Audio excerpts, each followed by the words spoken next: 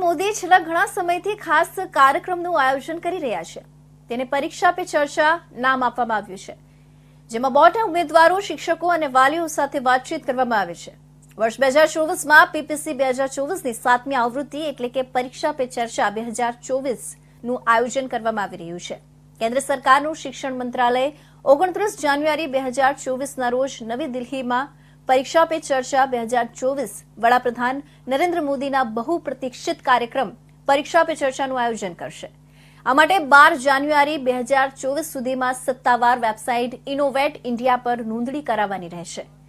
પરીક્ષા પે ચર્ચા કાર્યક્રમની 7મી આવૃત્તિ 29 જાન્યુઆરી 2024ના રોજ સવારે 11 વાગે શરૂ થશે.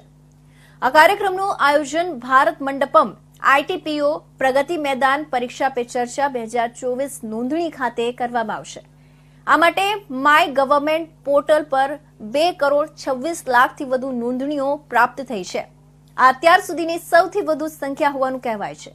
કેન્દ્ર સરકારના શિક્ષણ મંત્રાલયની સત્તાવાર સૂચના અનુસાર આ વર્ષે 2,26,31,698 વિદ્યાર્થીઓએ નોંધણી કરાવી છે, જેમાં 205.62 લાખથી વધુ વિદ્યાર્થીઓ, 14.93 લાખ શિક્ષકો અને 5.69 લાખ વાલીઓ સામેલ છે.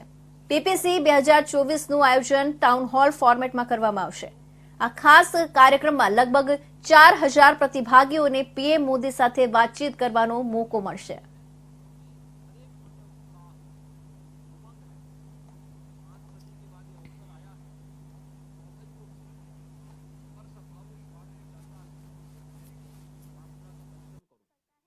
मेरी अपील होगी सभी जनता जनार्दन से कि जो भावनाएं उनके मन में है वही हमारे मन में भी है, और इसलिए हम लोग बेहतर तालमेल और समन्वय से तो केंद्रीय गृह